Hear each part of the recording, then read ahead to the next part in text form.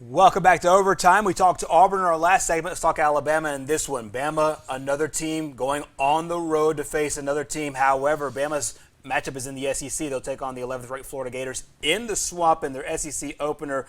Before we dive into the numbers, we'll do so talking quarterbacks and other parts of the Alabama team as well. What are some of the things that you're looking forward to in this matchup as Bama gets their first true road game?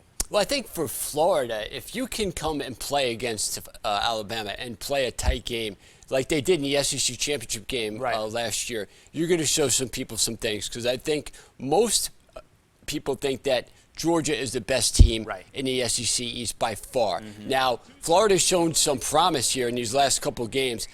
Emory Jones and Richardson, a quarterback that people are already comparing to Tim Tebow. That's pretty high praise for a guy who's only played a couple games. And you have Florida fans already wanting him to take over the quarterback position. But I think they're doing the right thing. They're letting the game come to them. They're choosing their points to play these guys because both these guys are young. Both these guys are first year playing in the SEC.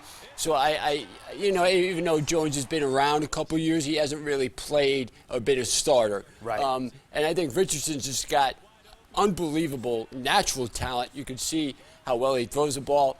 He can run the ball really well. Both these guys can run the ball really well.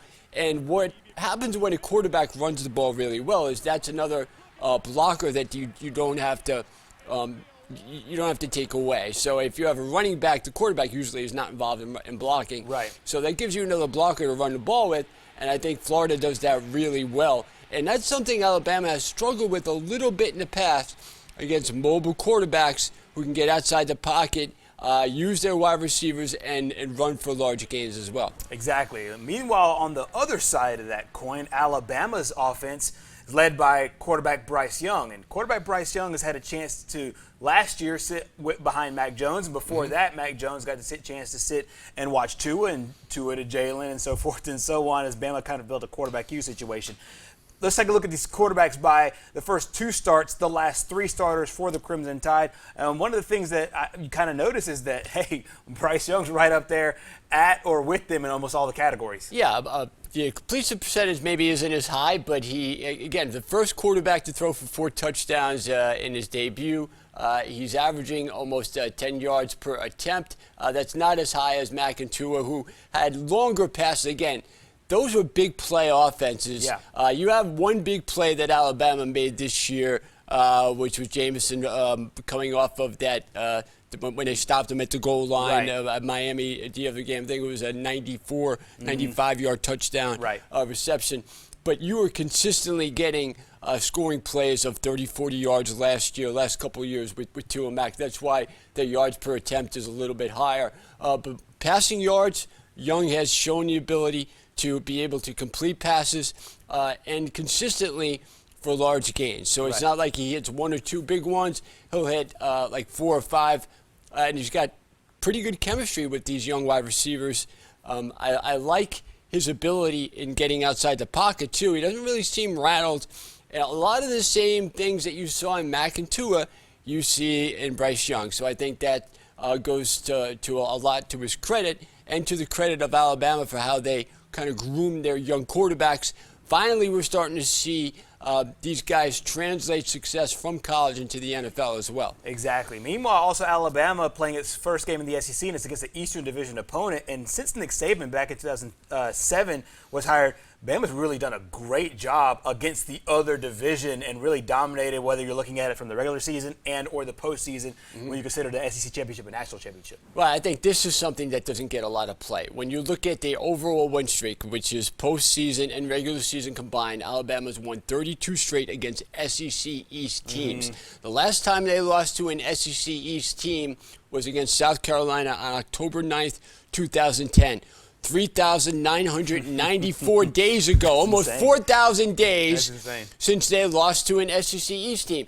Now, that South Carolina team, they had Steven Garcia, quarterback, who wasn't really very good, but that was his first of 2 straight 3-touchdown games. He had thrown for 3 touchdowns against Auburn the week before.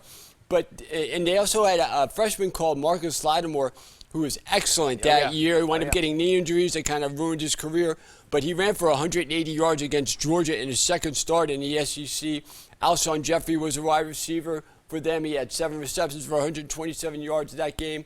The interesting thing about South Carolina, though, is even though they beat a number 1 team for the only time ever in Alabama, sandwiched around losses to at Auburn, and then the next week at Kentucky. Right. Kentucky wound up 2-6, one of their wins was against Vanderbilt, who was 1-7. So a bad Kentucky team where they blew a 28-7 halftime lead. That South Carolina team, them, LSU in 2001 and Arkansas in 2002 when Alabama was ineligible. The only 3 teams to win an SEC division with 3 losses. Exactly. I mean, it's unbelievable in the last since 2007. Meanwhile, let's take a look big picture at these divisions against one another.